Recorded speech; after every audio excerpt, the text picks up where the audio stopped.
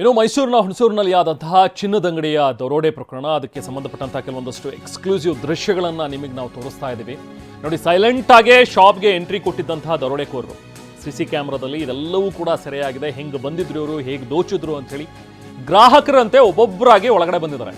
ಖತರ್ನಾಕರು, ಯಾರಿಗೂ ಕೂಡ ಅನುಮಾನನೇ ಬಂದಿಲ್ಲ ಇವರು ಏನಕ್ಕೆ ಬಂದಿದ್ದಾರೆ, ದರೋಡೆ ಮಾಡೋಕ್ಕೆ ಬಂದಿದ್ದಾರೆ ಅಂತೇಳಿ.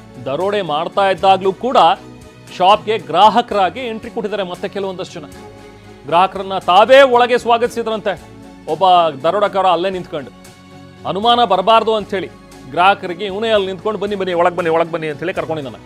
ಈ ವೇಳೆ ಹೊರಗಿನಿಂದ ಎಂಟ್ರಿ ಕೊಟ್ಟಿದ್ದಂತಹ ಶಾಪ್ ಮ್ಯಾನೇಜರ್ ಅನುಮಾನ ಬಂದು ಹೊರಗಡೆನೇ ನಿಂತ್ಕೊಂಡ್ಬಿಟ್ಟಿದ್ದಾರೆ. ಶಾಪ್ ಮ್ಯಾನೇಜರು, ಯಾರೋ ನಮ್ಮ ಅಂಗಡಿಯವರ ಥರ ಕಾಣಿಸ್ತಾ ಇಲ್ವಲ್ಲ, ಇವ್ರು ಯಾಕೆ ನಮ್ಮನ್ನು ವೆಲ್ಕಮ್ ಮಾಡ್ತಾ ಇದ್ದಾರೆ ಒಳಗಡೆ ಅಂತೇಳಿ.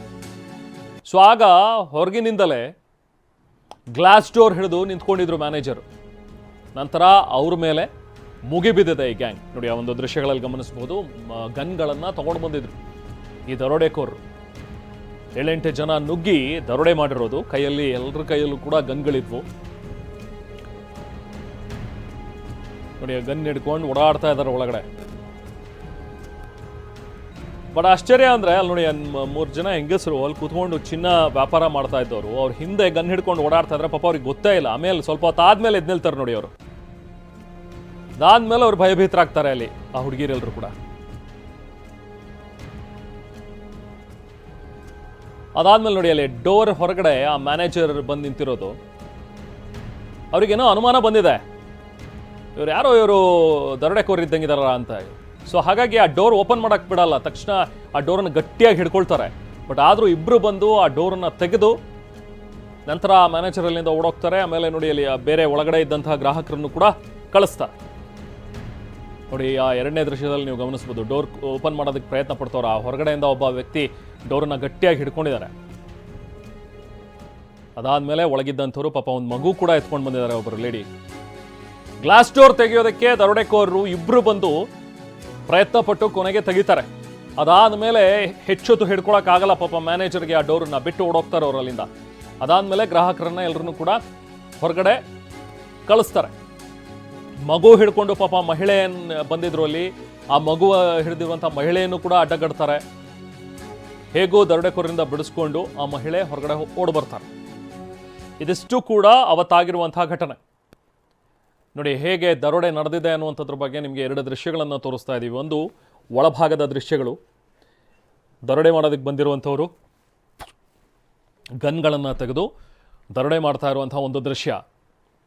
ಇನ್ನೊಂದು ಕಡೆ ಮ್ಯಾನೇಜರ್ ಬಂದು ಆ ಡೋರನ್ನು ಗಟ್ಟಿಯಾಗಿ ಹಿಡಿದಿಟ್ಕೊಳ್ತಾರೆ. ಹೇಗಾದರೂ ಮಾಡಿ ಅವರನ್ನು ಒಳಗಡೆನೇ ಲಾಕ್ ಮಾಡೋಣ, ಅಷ್ಟರಲ್ಲಿ ಪೊಲೀಸರನ್ನ ಕರೆಸೋಣ ಅನ್ನುವಂಥ ಉದ್ದೇಶ ಅವರದ್ದು. ಬಟ್ ಒಳಗಡೆ ಗ್ರಾಹಕರೆಲ್ಲ ಇದ್ದರು, ಚಿಕ್ಕ ಮಕ್ಕಳನ್ನು ಕರ್ಕೊಂಡು ಬಂದಿರೋರು ಇದ್ದರು. ಆಗೇನಾದರೂ ಹೆಚ್ಚಿನ ಅನಾಹುತ ಸಂಭವಿಸುವಂಥ ಸಾಧ್ಯತೆ ಇತ್ತು, ಯಾಕಂದರೆ ಅವ್ರ ಕೈಯಲ್ಲಿ ಗನ್ಗಳಿವೆ. ಅದಾದ ನಂತರ ಆ ದರೋಡೆಕೋರರು ಬಂದು ಆ ಗ್ಲಾಸ್ ಡೋರನ್ನು ಓಪನ್ ಮಾಡ್ತಾರೆ. ನೋಡಿ, ತಕ್ಷಣ ಮ್ಯಾನೇಜರ್ ಹೆಚ್ಚೊತ್ತು ಹಿಡ್ಕೊಳಕ್ಕಾಗಲ್ಲ, ಬಿಟ್ಟು ಓಡ್ತಾರೆ ಅಲ್ಲಿಂದ. ಆಮೇಲೆ ಒಳಗಿರುವಂಥ ಗ್ರಾಹಕರು ಬಂದಿದ್ರಲ್ಲ, ಹೆಣ್ಮಕ್ಳೆಲ್ಲ, ಅವರೆಲ್ಲರೂ ಕೂಡ ಅಲ್ಲಿಂದ ಹೊರಡ್ತಾರೆ. ಸೊ ಸ್ಕೈ ಜ್ಯುವೆಲ್ರಿ ಮ್ಯಾನೇಜರ್ ಒಂದು ರೀತಿ ಸಮಯ ಪ್ರಜ್ಞೆ ಮೆರೆದಿದ್ದಾರೆ ಅಂತ ಹೇಳಬೇಕು. ಆನ್ಲೈನ್ ಕ್ಯಾಮ್ರಾದಿಂದ ಅಪಾರ ಚಿನ್ನವನ್ನು ಉಳಿಸ್ಕೊಂಡಿದ್ದಾರೆ. ಸಿಬ್ಬಂದಿ ರಾಜು ಗನ್ ಪಾಯಿಂಟ್ನಲ್ಲಿಟ್ಟು ದರೋಡೆ ಮಾಡ್ತಾ ಇದ್ರು.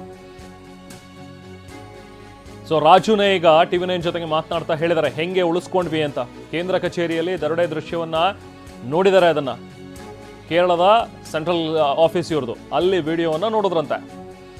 ವಿಡಿಯೋ ನೋಡಿ ಮ್ಯಾನೇಜರ್ ಅಸ್ಗರ್ಗೆ ಮಾಹಿತಿಯನ್ನು ಕೊಟ್ಟಿದ್ದಾರೆ. ಸೊ ಬನ್ನಿ, ಈ ಬಗ್ಗೆ ರಾಜುವನ್ನ ಮಾತಾಡ್ಸಿದಾರೆ ನಮ್ಮ ಪ್ರತಿನಿಧಿ ರಾಮ್, ನೋಡೋಣ.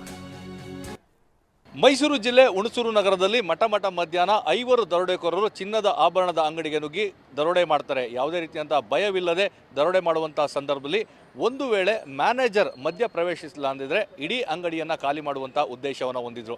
ಆ ಘಟನೆಯನ್ನು ಎಳೆಯಾಗಿ ಬಿಚ್ಚಿಡಲಿಕ್ಕೆ ಆ ಸಿಬ್ಬಂದಿ ರಾಜು ನಮ್ಮ ಜೊತೆಗಿದ್ದಾರೆ. ಸರ್, ಒಂದು ಕಡೆ ಯಾವುದೇ ರೀತಿಯಂಥ ಭಯ ಇಲ್ಲದೆ ಅವರು 5 ನಿಮಿಷಗಳ ಕಾಲ ಎಲ್ಲ ಚಿನ್ನಾಭರಣಗಳನ್ನ ಲೂಟಿ ಮಾಡಿದರು. ಆ ಸಂದರ್ಭದಲ್ಲಿ ನಿಮ್ಮ ಮ್ಯಾನೇಜರ್ ಬಂದಿದ್ದರಿಂದ ಅರ್ಧದಲ್ಲಿ ಗಾಬರಿಯಿಂದ ಹೋದ್ರು ಅಂತ ಮಾಹಿತಿ.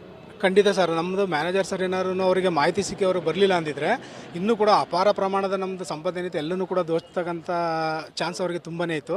ಅವ್ರು ಬಂದು ಯಾವಾಗ ಡೋರ್ನ ಲಾಕ್ ಮಾಡಲಿಕ್ಕೆ ಟ್ರೈ ಮಾಡಿದ ತಕ್ಷಣ ಆ ಡೋರನ್ನ ಅವರು ಕಾಲು ಕೊಟ್ಟು ಕಿತ್ತಿ ಅವ್ರ ಮೇಲೆ ಫೈರ್ ಮಾಡಲಿಕ್ಕೆ ಅವರಿಂದ ಬ್ಯಾಕ್ ಸೈಡ್ ಅವರಿಂದ ಓಡಿ ಫೈರ್ ಮಾಡಲಿಕ್ಕೆ ಟ್ರೈ ಮಾಡ್ತಾರೆ. ಆಗ ಅವರು ಹೋದ್ಮೇಲೆ ಅವ್ರು ಬ್ಯಾಕ್ ಸೈಡ್ ನಮ್ಮ ಮ್ಯಾನೇಜರ್ ಸರ್ ಬ್ಯಾಕ್ ಸೈಡ್ ಓಡೋಗ್ತಾರೆ. ಬ್ಯಾಕ್ ಸೈಡ್ ಓಡೋದ್ಮೇಲೆ ಇವರು ಅಲ್ಲಿಗೆ ಸ್ಟಾಪ್ ಮಾಡಿ ಅಲ್ಲಿ ಏನು ಪ್ರಾಡಕ್ಟಲ್ಲಿ ಎತ್ತಿದ್ರು ಅದನ್ನೆಲ್ಲ ಬ್ಯಾಗಿಗೆಲ್ಲ ತುಂಬಿದ್ರಲ್ಲ ಅದೆಲ್ಲ ತೊಗೊಂಡು ಪರಾರಿಯಾಗಿದ್ದಾರೆ ಸರ್. ಅಂದ್ರೆ ಮ್ಯಾನೇಜರ್ ಎಲ್ಲಿ ಹೋಗಿದ್ರು ಸರ್, ಅವ್ರಿಗೆ ಹೇಗೆ ಗೊತ್ತಾಯ್ತಿದ್ದು ಅಂತ? ಸರ್ ಅದು ನಮ್ಮದು 2 ಗಂಟೆ ಸಮಯದಲ್ಲಿ ಊಟದ ಸಮಯ ಇರುತ್ತೆ. ಊಟ ಸಮಯದಲ್ಲಿ ನಾವು ಫಸ್ಟ್ 4 ಜನ ನಾವು ರೊಟೀನ್ ಹೋಗಿ ಊಟ ಮಾಡ್ತಕ್ಕಂಥದ್ದು, 3-4 ಜನ ಹೋಗಿ ಊಟ ಮಾಡಿ ಒಳಗಡೆ ಬರ್ತಕ್ಕಂಥದ್ದು.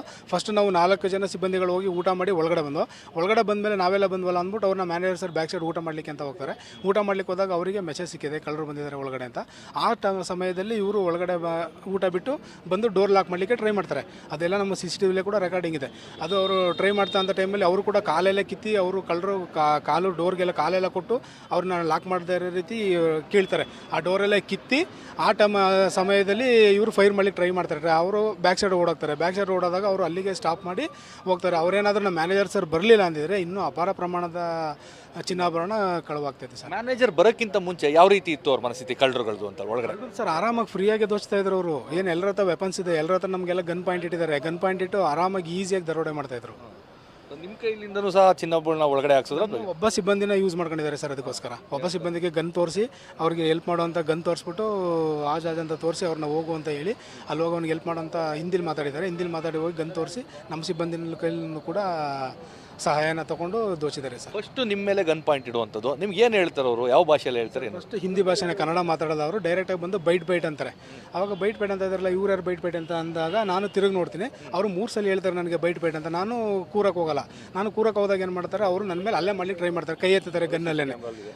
ಕೈ ಎತ್ತಿ ಹೊಡಿಲಿಕ್ಕೆ ಟ್ರೈ ಮಾಡ್ತಾರೆ. ಆ ಹೊಡಿಲಿಕ್ಕೆ ಟ್ರೈ ಮಾಡಿದಾಗ ಕಸ್ಟಮರ್ ಇರ್ತಾರೆ, ಮಕ್ಕಳೆಲ್ಲ ಇರುತ್ತಲ್ಲ, ಇನ್ ಕೇಸ್ ಏನಾದ್ರು ಫೈರ್ ಗಿರ್ ಮಾಡ್ತಾರೋ ಅನ್ನೋ ಒಂದು ಭಯದಲ್ಲಿ ನಾನೇನು ಮಾಡ್ತೀನಿ, ಗ್ರಾಹಕರು ಇರ್ತಾರಲ್ಲ, ಯಾಕೆಂದ್ರೆ ನಮ್ಮದು ಇದು ಕಸ್ಟಮರ್ ಸರ್ವಿಸ್ ಸೆಂಟರ್, ಇದು ಸರ್ವಿಸ್ ಸೆಂಟರ್ ಆಗಿರೋದ್ರಿಂದ ನಾವು ಡೈರೆಕ್ಟಾಗಿ ಇದು ಮಾಡ್ಲಿಕ್ಕೆ ಆಗಲ್ವಲ್ಲ. ನಾವೇನು ಮಾಡೋದು ಭಯದಿಂದ ಆಗಾಗೆ ಕುಳಿತಾಗ ಎಲ್ಲರದ್ದು ಇನ್ನೂ 3 ಜನ ಒಳಗಡೆ ಎಂಟ್ರಿ ಆಗಿ ಎಲ್ಲ ನಮ್ಮ ಆಭರಣ ಎಲ್ಲ ದೋಚಿದ್ದಾರೆ ಸರ್. ಕಸ್ಟಮರ್ ಮನಸ್ಥಿತಿ ಹೇಗಿತ್ತು ಅವಾಗ ಅಲ್ಲಿದ್ದಂಗೆ? ತುಂಬ ಭಯಪೀಡಿತರಾಗಿ ಅವ್ರನ್ನೂ ಕೂಡ ಕೂತಿರು. ಅವ್ರದ್ದು ಯಾಕೆಂದ್ರೆ ಈಗ ಅವರು ಬಂದಿದ್ದಾರೆ, ಈಗ ಅವ್ರದ್ದು ಮೈ ಮೇಲೆಲ್ಲ ಆಭರಣಗಳಿದೆ, ಅವ್ರದ್ದು ಕೂಡ ಕಿತ್ತರೆ ಕೇಳಿದ್ರೆ ಅವ್ರನ್ನೂ ಕೂಡ ಕೊಡೋ ಪರಿಸ್ಥಿತಿ ಬರುತ್ತಲ್ಲ, ಅವ್ರಿಗೂ ಕೂಡ ತುಂಬ ಭಯದಲ್ಲಿದ್ರು ಸರ್ ಅವ್ರನ್ನೂ ಕೂಡ. ಇದು ಗನ್ ಪಾಯಿಂಟ್ನಲ್ಲಿದ್ದಂಥ ಸಿಬ್ಬಂದಿ ರಾಜು ಅವರ ಮಾತು. ಹುಣಸೂರಿನಿಂದ ಕ್ಯಾಮ್ರಾ ಪರ್ಸನ್ ಪ್ರಮೋದ್ ಜೊತೆ ರಾಮ್, TV9 ಮೈಸೂರು.